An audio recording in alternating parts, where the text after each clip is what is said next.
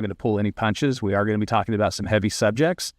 So if you have some sensitive ears laying around, it might be good to put your headphones in and listen to this by yourself. We're going to do our best to bleep out things if they happen, but again, we're gonna make this raw, and we're going to talk the truth. So, Jayden, tell me a little bit about yourself and why you're here today. I am 26. Okay. I think I struggled with addiction for 5-6 years. Okay.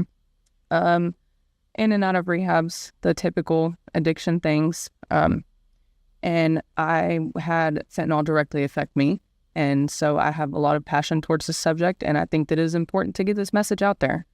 And you have a tie here over at the Purchase Department. And what's that tie in? My little sister. Little sister. And just technically my little big sister. Okay, and she does carry around a big gun, so yeah, I guess that's probably part of it. So, so you are Officer Taylor Cox's sister, yeah, and she's just come on board. She's finishing up her training right now, so she's still doing all those rookie things and whatever kind of crazy initiations they have to go through. I don't know. I don't have. Well, we care about it. Oh. We hear lots. I'm sure it's all loving, and it's all absolutely, yeah, absolutely. It's good times. Good times. So when you talk about fentanyl affecting you directly, you and I talked a little bit before we started this episode, and you kind of gave me a background on where you got to this point where fentanyl affected you. So let's start from the beginning. You got addicted to drugs. You got into the party scene. So let's start there and kind of get us to where it affected you. Definitely started in high school, the typical experimenting here and there. I think I finished out my senior year pretty much on my way to having a problem and just didn't realize it. I got pregnant with my oldest daughter, had her, struggled really, really bad with postpartum depression, and I think that was a big factor in why I ended up using like I did. I didn't know that was normal. I didn't know that it was common. I didn't know to reach out for help. And so I did what I knew to do, and that was to use something to make me feel better. And so it was your typical street drugs. It started with meth and then the cocaine and some ecstasy here and there. And then one day it turned into heroin. Good. And that was pretty much what started my absolute downfall. So, I'm going to be done with the subject. I never got into anything along those lines when I was younger. So you just wake up one day, you walk to the street corner, and you're like, hey, for meth. I definitely had a group of friends that were already pretty deep into the whole party scene, using drugs. So obviously being around those people, it was pretty much readily available for me, whatever I wanted, all the time. So it wasn't ever really hard to find, unfortunately. And, the more that I got into my own path of using, you start, meeting dealers and plugs and everybody else that you have to meet, and then it becomes even more readily available. And those people do not care what they're giving you. As long as you're giving them the money that they want, they're giving you whatever they have. So kind of started off recreational, and then you had your first child, and the postpartum depression comes in. You don't have anybody that really explains to you that that's even a thing, and so you self-medicate. Absolutely. And so you get really deep back into that drug scene. What did that do with your relationships? It absolutely damaged them. Some of them almost to the point of not being able to repair, I would say. I know my biological father was never really in my life because of the same things. He was getting high. He was in prison.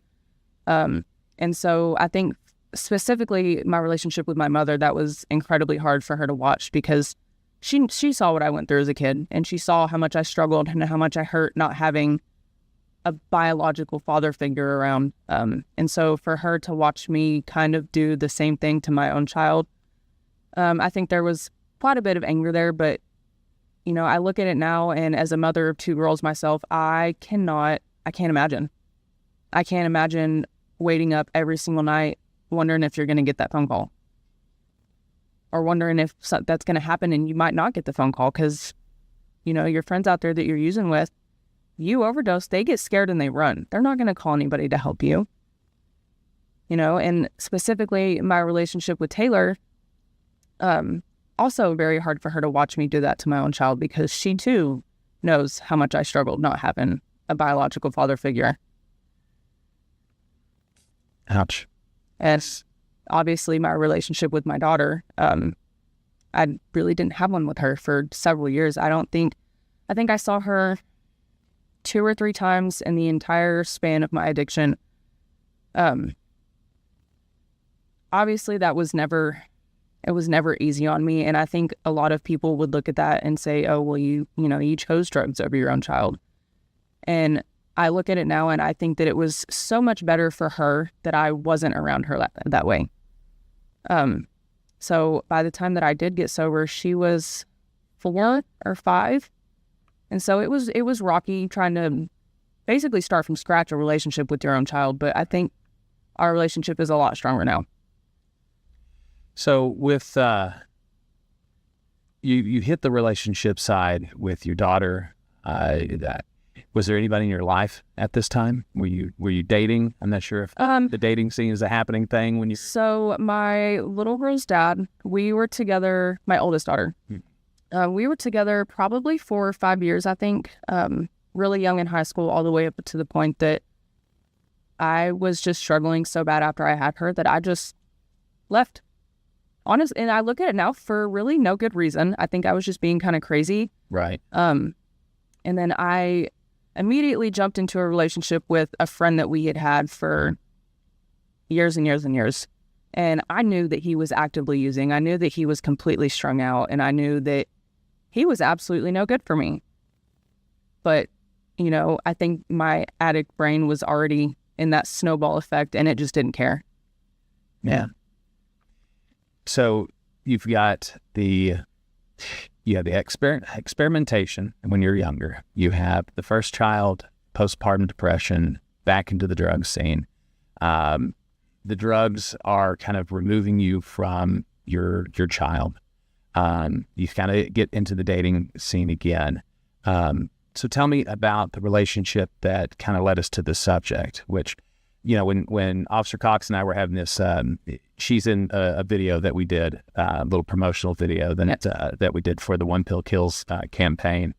And I mean, immediately after that, she's like, let me tell you about my sister. And she's just, I mean, ear to ear smiles. I mean, just so proud of who you've become, but understood your struggles. Right. And she's like, I need to contact her. I need to know she'll come and talk to you about this stuff. So tell me about what kind of led us to where this fentanyl part affected your life. Where were we at? I think, I can't remember how many years it was. Several years into my own addiction. You know, I had been in and out of rehab, gone to jail several times. And then the last time that I had gotten out of jail, I had moved in with someone that I had been friends with since I was 7 or 8 years old. And he had just been out of prison for not too long. You know, I had an idea that he was using. You know, obviously I was in jail, so I didn't really know. But, right. You know, and so I think it was probably not even an entire month to me being out, and I was using again, and we were just, you know, running around doing all the things that we did, doing drugs, up to no good. And he ended up passing away. And at that point, I was just a complete mess. I had lost my mind. I probably should have seen some psych. So I was really bad on heroin at this point. And I don't think that I had done fentanyl, but I knew that everybody around me had been. And so, you know, eventually you do a certain drug for so long and it kind of, you know, it stops working, you know, because you build up a tolerance to it. And so the drug addict in me is looking for the next best thing. And that's what it was. And so, everybody was the little blue Percocet 30s, was smoking them off of tinfoil. And so that's what I had started doing. And I think at that point we had his funeral service, and a few weeks later I decided that I wanted to leave. So I went to California, kind of sobered up a little bit. It was a little bit of a rough 2 weeks. I was sick, obviously. Coming off of any type of opiates, you're going to be sick. And right about the time that I had started kind of feeling okay again, I get a phone call at 3 o'clock in the morning that the guy that I had been dating for several years had overdosed and was in the hospital. And up to that point, we obviously didn't know what it was yet. So I think the following morning, I had gotten a plane ticket booked and flew home. By the time I had made it to the airport, even, we had found out what it was. And it was a combination of, fentanyl and everything else that he had been using. All right. So being a little bit dumb to this. So the little perk 30s. Yeah. So I hear that talked about here at the police station often. Tell me a little bit about that, especially for people that don't know. To my understanding, and I'm not going to pretend that I know everything about this because I don't. I just know what I learned while I was using. Right. They are essentially the K2 of Percocets. It's fake. It's synthetic. It's man-made. And it's supposed to be something else, and it's not. It is pressed fentanyl. Gotcha. So there's nobody out there. So there's no pharmacist in there, taking these fake pills, and they're measuring out the right amount of fentanyl and putting it in there. They're just lopping stuff left and right into these drugs and just hand them out. Yes. Selling them. To everybody. And I don't even think it's just those specific pills. I think it's almost every pill that you find on the streets now has fentanyl in it. I would be willing to bet. So when he... So whatever combination he took, it sounds like there was enough fentanyl in that, and that's what caused his death. Right. How did that affect you? I mean, coming home and then you find out that he's gone. So he did not die while I was gone. I did make it home. I think the best word that I could find for how that affected me is just purely traumatizing. And I say that because, I get a phone call that he's overdosed, and he had overdosed before. We both had several times. So I'm like, okay, no big deal. They'll give him some Narcan and everything will be cool. And then, everybody's like, no, like you really need to come home. And so I'm like, okay, whatever. I'll get on a plane. I'll come home. His parents and his baby sister and all of his friends and everybody that had ever known him sat in that hospital for probably a week while he coded and flatlined and had seizures, and watched him fight for his life every single day. I told myself I was not going to cry, but you have to sometimes.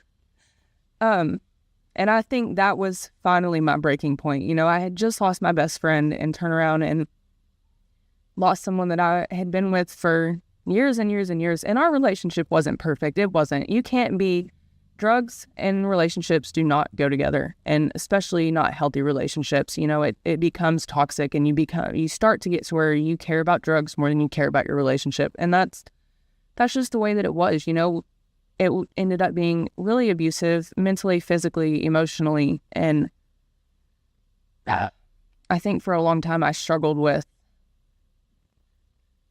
being able to leave. But I sat there with his family and watched just the way that it affected everyone, especially his mother and his little sister. And I think that physically seeing that, I think that was why I ended up going home, because all I could see was my family and my little sisters and my daughter and all of these people that I knew loved me, that had been watching me try to fight for my own life, maybe not on the same level, but still fight for my own life. And I could not imagine putting them through that. I just couldn't. And so I think Thanksgiving had rolled around. He ended up passing away. He did get to donate his organs. So I think a little bit of good came out of what happened. But But I had called my mom and I had told her, like, I absolutely need to come home. And at that point, you know, I was still in trouble with the law. I had some warrants, and I knew that eventually I was going to have to go to jail, and that was okay, but I needed to sober up first. And so my mom let me come home, and I detoxed, and it was miserable for everyone. I was miserable to be around, but we got through it. We did. And then, you know, I ended up going to jail, and I did my time, and I came home, and life's been great ever since.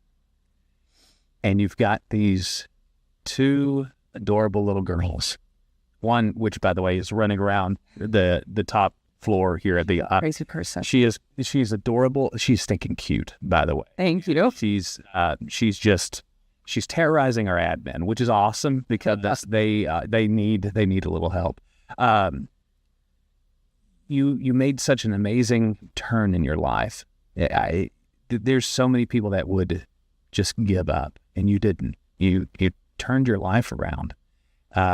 You paid your debt to society, and you made a change that I think a lot of people struggle to do. They want to do, but they just don't know how. And I'm not sure if ever saying a death is a stepping point in your life, or in everybody's, or in somebody's life, but it definitely makes you put your own self in perspective. It really does. So when you have these conversations with somebody who may be in the situation you were in, what would be a word of advice that you would give them, or something you would share with them to help motivate them to step out before they have to face a situation like this in their life to get them to that point? That's it's not a hard question. It's just because there's so much passion for me behind this topic. What worked for me may not be what works for someone else, and that's okay. Sobriety is hard. It really is. And unfortunately, multiple relapses were a part of my story, and I was really blessed to make it out like I did. But it's never too late. It is never, ever, ever, ever too late. I do not care how bad down bad you think you are, how much of a lost cause you think you are. It is never too late. And there will be somebody willing to root for you. It might be a complete stranger, but somebody will be willing to root for you. Very well done words. Absolutely. I tried. Yeah, you really did. Give me one more, and then we'll end this. Relapse. Kind of talk to me a little bit about that, because I know that there are a lot of people out there that are addicted to X, Y, or Z. I mean, from top to bottom. And they feel like they're doing so good, and they stumble and they fall, and so many of them wanted to stay down. Tell me why it's okay to stumble and fall as long as you get back up. I think specifically for me, like the very first time that I had gone into a rehab, I was there for several months before I was like, I don't think I'm ready. And so I just took off walking and got picked up on the side of the road by some stranger and got taken back to where I used to do all of my drugs at. And I was just like, I just wasn't ready. And I knew that I wasn't ready, but my whole family wanted me to go to rehab, and so I did. And, you know, I ended up going back. I finished the program, got out, went into a transitional living, and relapsed again. Like, I was in the IOP classes, I was doing the drug tests, the UAs, the counseling, all of it, and I still relapsed. And it's okay. It sucks. It does suck, and it hurts. You know, you feel really disappointed in yourself, and it's really discouraging, and it's embarrassing, and it's borderline degrading. And I know there was several times when I did relapse that I was just like, well, this is it. This is just how I'm going to be for the rest of my life. But I finally got to a point of, I knew, even on my very worst days in my addiction, I did not want this. And I think that a lot of my problem was the relationship that I was in, and I had such a physical addiction at that point that by the time I actually did go to rehab, I had to have a medically supervised detox. So there was a lot of that. Like, it wasn't that I didn't want to get off drugs, but I was so scared of the physical aspect of detoxing that played a really big role. But I think that, I came home this last time and I don't know what changed. I couldn't pinpoint exactly what it was for me, but I could not tell you a single time since I've been home. And I've had some hard days. I have my best friend and my ex's dates that roll around when they died or their birthdays, and those are really hard days for me, but not one time have I wanted to go get high over it. And I think to get to that point, it's a lot of work. It is a lot of work, but I think it's a very beautiful thing. But you put in the work and you get the results. Absolutely. You're 100% an amazing result from the hard work that you put in. I'd say so. I agree with you. 100% agree with you. Jayden, you've impressed me. I mean, we had a lot of text conversations before you got here, and I knew a very small amount of the story, but this is my first time hearing it all the way through. You've done an amazing job. These little girls are so much better off in their life because of the mom Thank you. that you are and what you're going to be doing with them. And the fact that they're going to struggle one day, maybe not with this, but somewhere. And you're going to be able to tell you, I pray that never Lord help us all. Oh, I know. But they're going to struggle, even if it's just in school, and you're going to be able to tell them, I've fought so hard in my life. It's not easy, but it can be done. It can. It absolutely can. And you are definitely a shining example of that. Well, I appreciate that. So, okay, we're going to end this. That was awesome. Hey, for the first episode, ain't too bad. So, Jayden, thank you again for being Absolutely. here and sharing your story and talking with us about this. And Burleson, thank you so much for watching us, and God bless you.